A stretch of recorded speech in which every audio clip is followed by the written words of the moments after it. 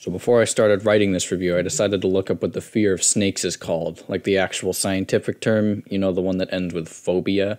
And apparently it's ophidiophobia. So yeah, for any ophidiophobes out there, I guess let this be your warning, but spoiler alert, if any of you watching this right now aren't ophidiophobic already, this movie is not going to change that. Anaconda, Anaconda, Anaconda. I don't know what that was, but yes, Anaconda. Now, believe it or not, this movie actually holds some sentimental value for me. Not because of memories of watching it, but because of memories of wanting to watch it. I remember seeing the trailers and some clips of it here and there and thinking, oh man, that looks sick, I already see that. And maybe part of that had to do with me just generally being a fan of creature features. Yeah, made-up monsters and extinct animals are awesome too, but sometimes it's good to just watch a movie about an animal that still exists tearing people up. And near the top of the heap of animals who have been put through the lens of is snakes. If I were to guess at which animals on this planet have been the focus of trashy horror movies the most, sharks would obviously be number one, crocodiles would probably be second, and then snakes would have to take the bronze medal. There are a lot of killer snake movies, and it's understandable why. Lots of people are afraid of snakes, they bring to mind images of sea serpents and other mythical beasts, and they just have this mystique about them that audiences seem to find appealing.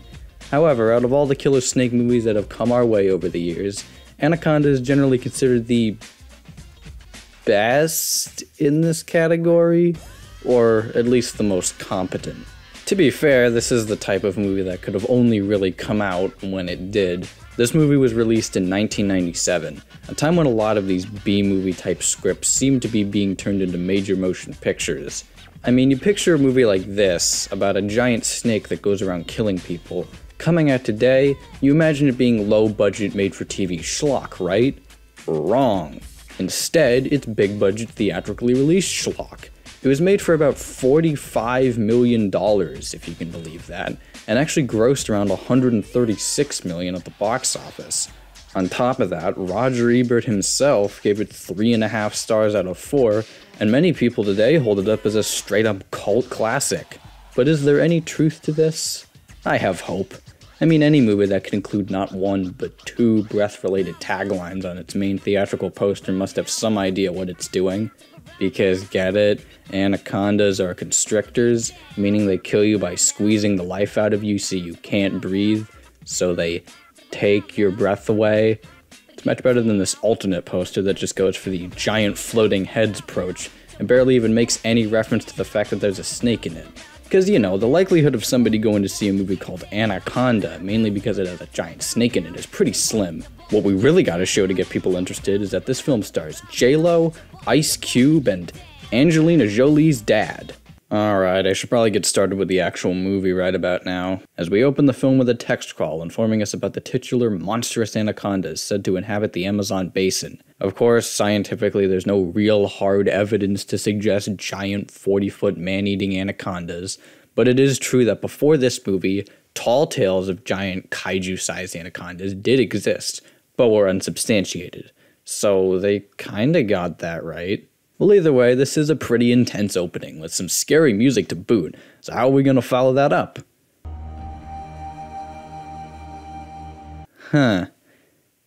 Kind of deflated the tension there a little, but at least we get some nice nature shots over it.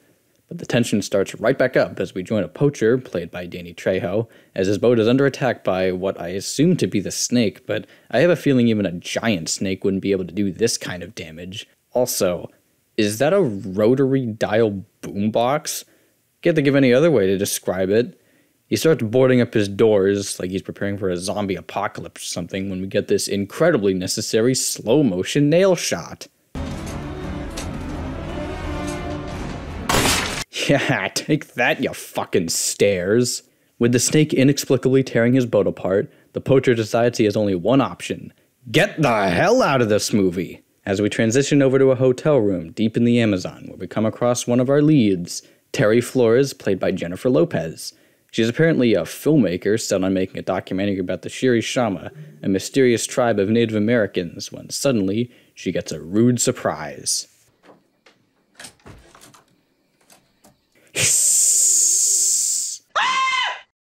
Nah, just kidding, it's just Eric Stoltz, who plays a scientist assisting the documentary crew. The next day, they all start boarding the boat so we can get our obligatory introduce all the main characters at once scene. I'll just run through them really quickly.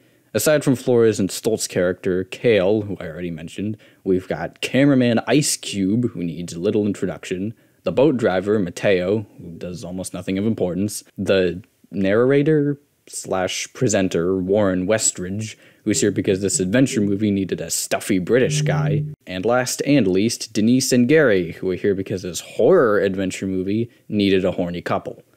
Oh, and for all 2 of you who didn't recognize, Gary here is played by Owen Wilson. I don't really have much else to say about this, but there you go. He's in the movie. Shortly thereafter, the crew set off on what, according to the music, is a whimsical adventure for the whole family. But apparently it's actually a drama? Really, YouTube? Along the way, we also get treated to such amazing exchanges as this. Is it just me, or does the jungle make you really, really horny? I'm serious, I've got like one thing on my mind. Can I work, please? Perfect end to that scene. Of course, the next scene is far more important, as it means the introduction of the best character in the entire movie, Paul Cerrone, played by Jon Voight, who immediately introduces himself here as a shady individual. But he's shown being able to spearfish in the next scene, so he's all good. Even though this is just a short dialogue scene, it serves as a great introduction to the hilarity that is to ensue with this performance. I mean, case in point, that accent. I started out studying for the priesthood, but then I needed to see the real world. Apparently it's supposed to be Paraguayan, but in practice, I don't even know what that is. More on Voight's performance later. For now, Cerrone explains how he's a snake hunter, which I'm sure will have no relevance in a movie called Anaconda, so we'll just leave that alone for now. In the meantime, Cerrone states how he's seen the Shirishama and can lead the documentary crew to them. Top that off with the fact that his boat broke down and they're pretty much stuck with him. Thank God. Unfortunately, not all the other character interactions are as stimulating, as we see Westridge and Ice Cube predictably come into conflict, because one is just far too gangsted to deal with this crazy-ass cracker. And when Westridge tries turning down Ice Cube's bangin'-ass jams, you know things are gonna get heated. You know, I could chip the house, I'm gonna kill you. I could just kill you for free right now. You would do something. Your mama's. What are you, in middle school? A yo mama comeback? That's the best you got? Why stop there? Why not just call him a duty head instead? Meanwhile, Kale and Cerrone are coming into conflict over their knowledge of the Shirishama tribe, causing Cerrone to pull this face. Get used to seeing that a lot. And no, it's not getting any less funny anytime he does it. And Cerrone further amps up the group's suspicions by ruining their shot, the bastard. I'm sure that'll be the most horrible thing he does in this entire movie. Later that night, Denise and Gary leave the boat to go get some nature sound, but... Anyway, Gary and Denise go out to capture some nature sound, but really it's just so they can make out. No nip slip, though. This may be a 90s PG-13 rated movie, but it is still a PG-13 movie after all. Oh, wait. Do you hear that? The silence. Well, if it's silence, he can't really hear it now, can he, Denise? So something begins chasing the two through the jungle when Cerrone suddenly appears and shoots them both. Yay! Nah, not actually, he just shot a big piggy. But hey, nice try, filmmakers, since that's clearly what you were going for. Food for a week. Food. Yes, Ice Cube, food. As in sustenance. As in, have you never had pork before? Come on. Things get off to a rocky start the following day as the boat propellers get caught, meaning someone now has to cut them loose. Maybe better I do it. This river can kill you in 1,000 ways. Remember that, because I'm going to bring it up later. So Kale dives in to cut the boat loose, while back on the deck, Cerrone is... What is anything? What is that? I mean, what was the direction on that scene even? Non-existent? Yeah, I'd believe it. But trouble's brewing down below as Kale suddenly resurfaces, and when they pull him aboard, they find... a wasp in his mouth. How did it get there? How did Kel not notice it? Why was it inexplicably on a timer in his mouth? I don't know, it doesn't really matter. Let's just see Cerrone reenact that scene from Saw 5 over a decade before that movie even came out. Pretty soon, after taking Cerrone's suggestion to not fight the current, they come across a wall. And no one really questions why Cerrone brought dynamite with them, so they use it to blow up said wall. The plan goes off pretty much without a hitch, but as the unintended side effect of showering the boat with snakes, real snakes, not whatever the hell we're going to see later in the movie, and of course Voight takes this opportunity to ham it up as much as possible. Since the explosion caused them to lose most of their fuel drums when they come across the poacher's boat from the beginning, they decide to see if it has any fuel lying around. No fuel in sight, but they do find this newspaper article that reveals that Cerrone, Mateo, and the poacher were all in cahoots at some point, which explains all those ominous stares between Cerrone and Mateo earlier, as well as another box which Cerrone decides to transport. As he's doing so, Mateo slips off the boat and gets lost, leading to...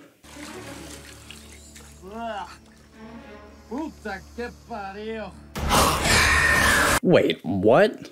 Okay, I've been holding off on mentioning it until now, but the editing in this movie can be really wonky at times. Like in this scene, we can clearly see Mateo, chest deep in water with his arms lifted up, and then in the very next shot, suddenly he's in a completely different position, at a different water depth, and the snake is just right in front of him. See, even Mateo looks confused. I don't really know what happened here. It feels like there's a scene missing, and there very well might be. Or maybe they just ran out of time, I don't know, but either way, it's pretty dumb.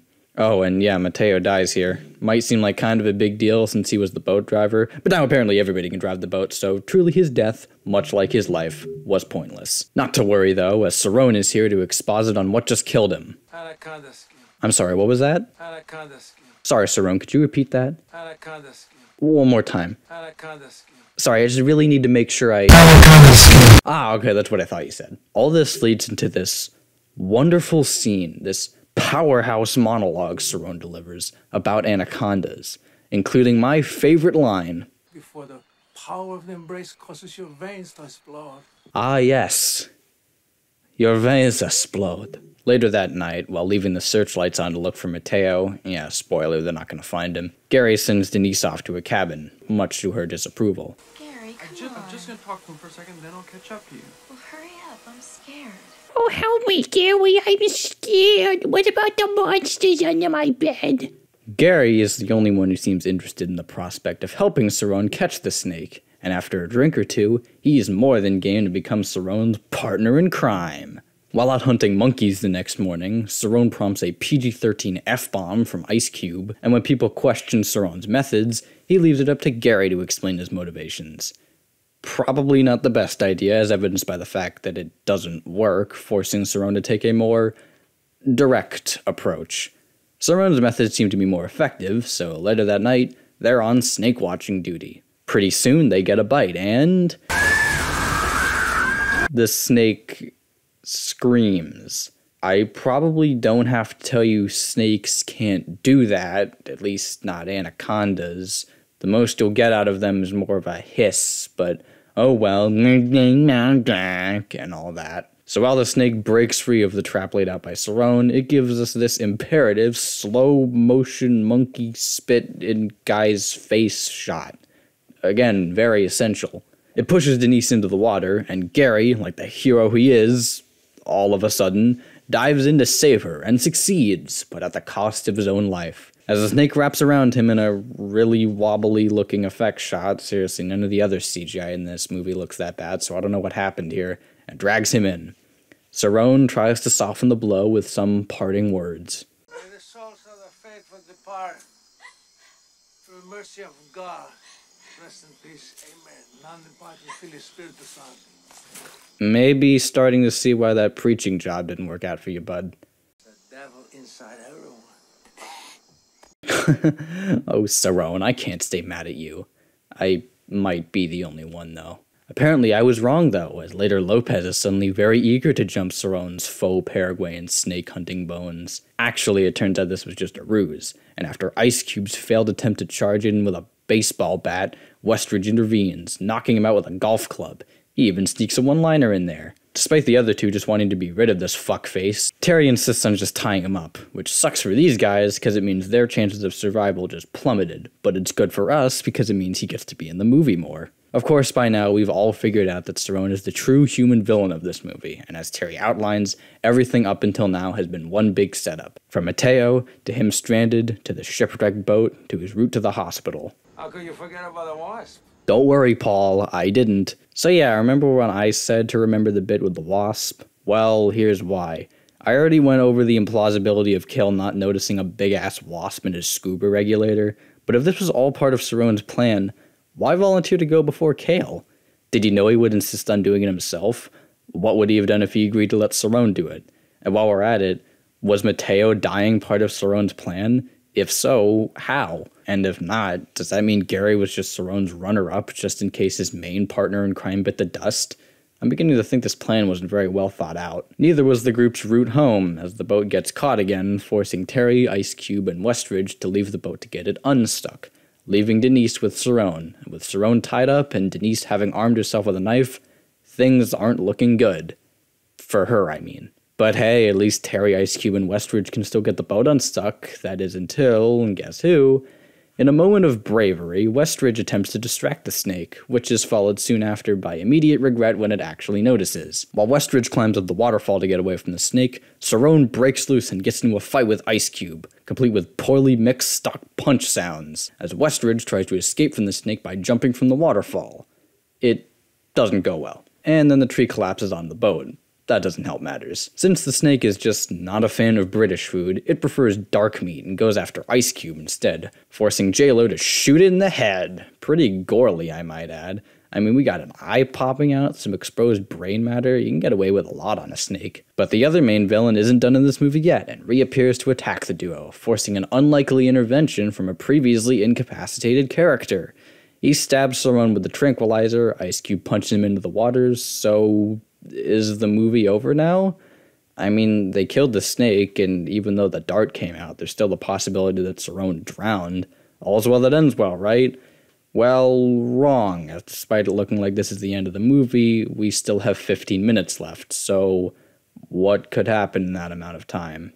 Well, besides us finding out that apparently waterfalls can change direction, J-Lo and Ice Cube discover a seemingly abandoned building where, and I'm gonna need you to bear with me on this one, Cerrone's alive and there's another snake. Just randomly there's another snake.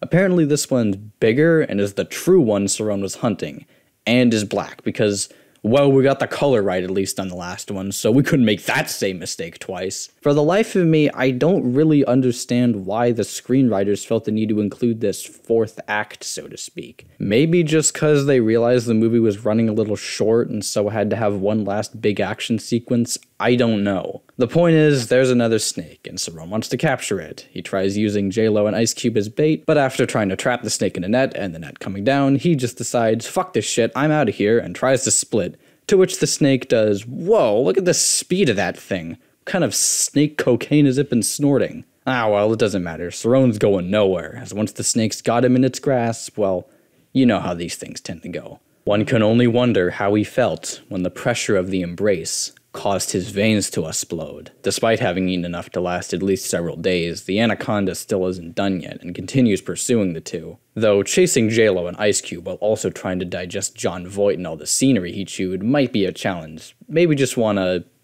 There you go. And that's right, John Voight. Give one last wink to the audience before you get out of here. J-Lo continues being pursued by the snake, making it to the top of the smokestack, while Ice Cube concocts a plan to blow the snake up using all the oil from the oil drums. It works, sorta, with J-Lo managing to escape the explosion and the snake being lit ablaze. But of course that's not enough to do the snake in, as it still insists on chasing her. And even though the fire is enough to deter it momentarily, once it's extinguished by the water, it pops up one last time to say hi. And also bye. Since Ice Cube's had enough of this shit by now, just wallops it with an axe a few times until it dies. Bitch. Really, Ice Cube? That was your big closing one-liner? Couldn't even be bothered to give a, can I ask you a question? We had a yo mama joke earlier in the movie, it'd kind of fit. At the very least, he could have thrown in another stock punch sound effect. So they get back to the boat, Stoltz finally says something for the first time in like an hour, and, oh, would you look at that, they found the Shirishama tribe after all. Yay, now they can finally film their stupid documentary, not forgetting that almost everyone involved in the production died. I wonder, did the take of Cerrone interrupting Westridge make it into the final cut? The credits roll, and I'm frankly surprised this movie didn't go the Deep Blue Sea route and have them rolling over Ice Cube rapping about anacondas. Kind of a missed opportunity if you ask me. I won't lie to you and say that Anaconda is some work of art, but it is a lot of fun. Like I mentioned up top, it's pretty much a high-budget B-movie, incorporating a lot of what people enjoy about these types of films while underplaying some of their downsides. Chief among them being that the snakes don't look like crap. Yeah, goofy monster effects are a staple of the genre, but it's nice to see some well-done ones every once in a while. The snakes were brought to life in a manner similar to how a lot of monsters and creatures were brought to us in the mid to late 90s, with a combination of practical effects and CGI animation. The animatronics look great. They're in most of the snake scenes, and it's really impressive how much they're able to do. They never feel limited in their motion or like a stiff puppet. They just feel real. The CGI is a bit more of a mixed bag. In some shots it looks really great, while in others it doesn't quite blend well with the live action elements and just looks off. But I gotta admit, for a movie from 1997, there are more good CG shots than bad for my money. Of course, as you've probably been able to pick up on, the main star of this movie outside of the snake is Jon Voight as Paul Cerrone. Everything about his performance is just hilarious. From his bizarre facial expressions to his Paraguayan accent, to the fact that he's just such an asshole while also being weirdly entertaining. He's just a great character, and a great villain, and he's given a suitably great villain death on top of that. Most of the other characters aren't as captivating as Cerrone, but some are still pretty good. I like Westridge just for how stereotypically white he is. Ice Cube is kind of entertaining just for the fact that he's even in this movie, but unfortunately everyone else is pretty forgettable. Even J-Lo, who you'd think would be enjoyable along similar lines as Ice Cube, but not really. She was mostly just stupid. All this is to say, Anaconda is certainly no masterpiece. Really, the main things this movie has going for it are the cool snake effects, a great villain, a pretty solid score, and good cinematography. If that does it for you and you're a fan of these kinds of movies, you'll probably enjoy it. I certainly did, and I think a lot of people agree with me. This movie was not only a hit when it came out, but it retained a cult following since, with many people holding it up as just a solid creature feature. I tend to agree with them. It's kinda sad that these movies have fallen by the wayside, or reduced to cheap, straight-to-TV trash. I'd like to see big-budget nature horror making a comeback in theaters. But I guess if it's not attached to a pre-existing franchise these days, Hollywood just isn't interested. Except when they are.